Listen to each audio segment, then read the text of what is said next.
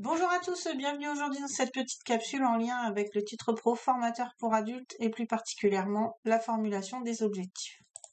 Alors, qu'est-ce que c'est qu'un objectif pédagogique? Donc, un objectif va définir l'ensemble des connaissances et des gestes que devront acquérir les apprenants à la fin de la séance de formation.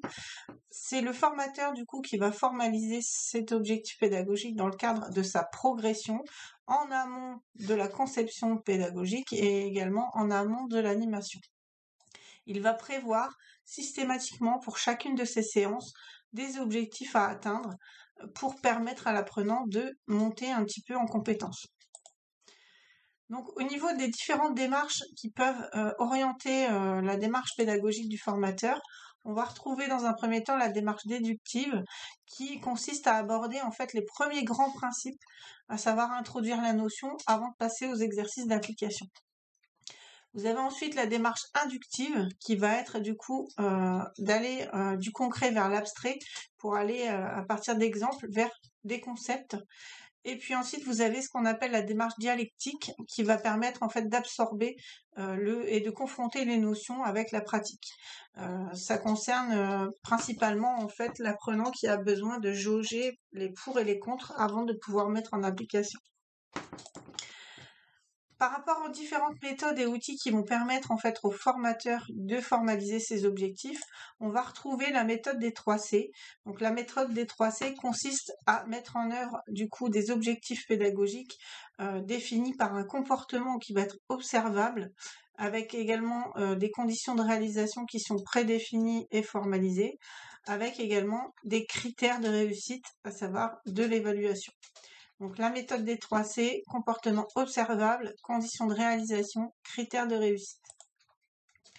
On a également en fait la taxonomie de Bloom, qui donc version avant révision et après révision, qui est un cadre d'apprentissage qui va permettre de hiérarchiser les différentes étapes d'apprentissage, un peu à l'image d'un escalier pédagogique, donc qui va passer par différentes étapes de complexification de l'action de formation. Donc avec un premier palier axé sur la connaissance, un second palier axé sur la compréhension justement de ce qu'ils viennent d'acquérir.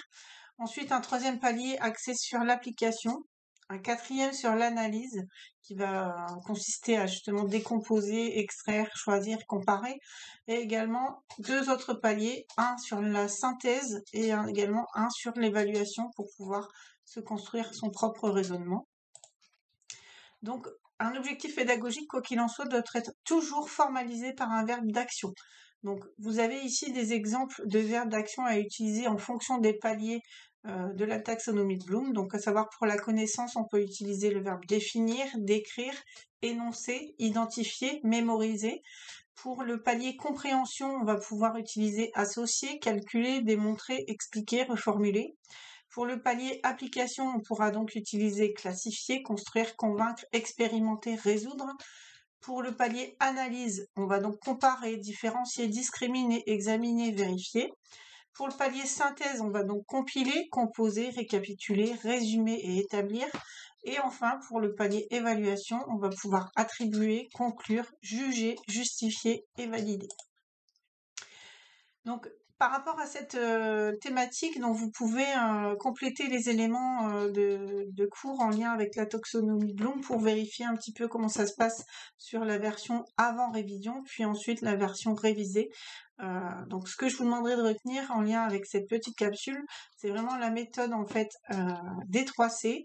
J'en ai pas reparlé dans cette capsule, mais vous pouvez également vous référer à la méthode SMART pour formaliser des objectifs spécifiques, mesurables, atteignables, réalistes, avec un comportement aussi temporel. Donc n'hésitez pas à revenir vers moi si vous avez des questions. À bientôt!